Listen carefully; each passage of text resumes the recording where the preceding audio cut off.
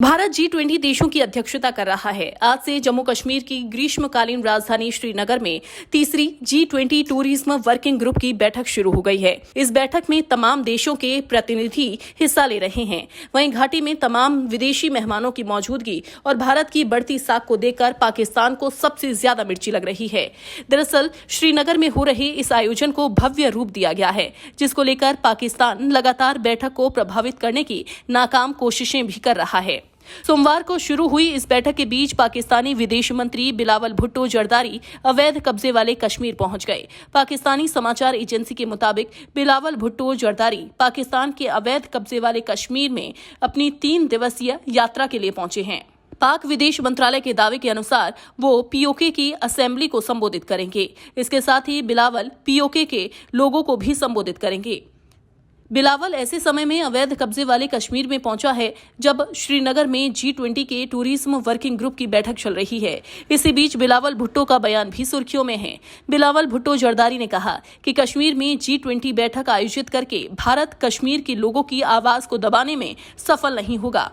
PoK में उतरने के बाद मीडिया से बात करते हुए विदेश मंत्री बिलावल ने कहा, संयुक्त राष्ट्र के प्रस्तावों का उल्लंघन करके भारत के लिए दुनिया में एक महत्वपूर्ण भूमिका निभाना संभव नहीं है। बिलावल ने कहा कि वो कश्मीरी लोगों के साथ एकजुटता व्यक्त करने के लिए बाग जिले में एक विरोध रैली में भी शामिल होंगे।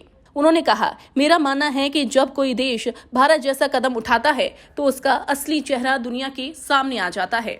इसी बीच G20 के मुख्य समन्वयक हर्षवर्धन श्रृंगला ने कहा कि यहाँ G20 पर्यटन कार्य समूह की बैठक में सबसे ज्यादा प्रतिनिधियों की भागीदारी है और ये जम्मू कश्मीर में होने वाला सबसे महत्वपूर्ण आयोजन होगा। उन्होंने कहा कि कार्य समूह की बैठक का व्यापक उद्देश्य भारत की समृद्ध और विविध सांस्कृतिक पहचान को पेश करना और देश की पर्यटन क्षमता को दुनिया के सामने बढ़ावा देना है।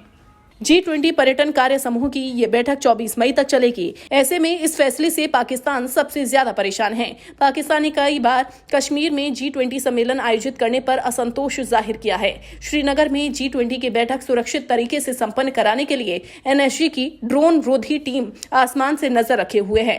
मरीन कमांडो डल झील में गश्त कर रहे हैं और सुरक्षाकर्मी जमीन पर निगरानी रखे हुए हैं। वहीं श्रीनगर में G20 की एक बड़ी बैठक शुरू होते ही पाकिस्तान ने अपने प्रोपेगेंडा प्लान के तहत एक नया दांव चल दिया है। पाकिस्तान ने G20 टूरिज्म वर्किंग ग्रुप की बैठक के विरोध में 100 से ज्यादा फर्जी हैशटैग को वायरल करने का प्लान बनाया है।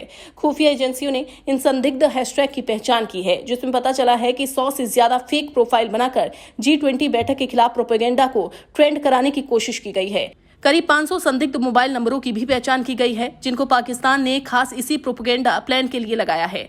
श्रीनगर के कुछ इलाकों में पोस्टर भी लगाए गए हैं, जिनमें G20 देशों से शहर में अपनी बैठक का बहिष्कार करने का आग्रह किया गया है।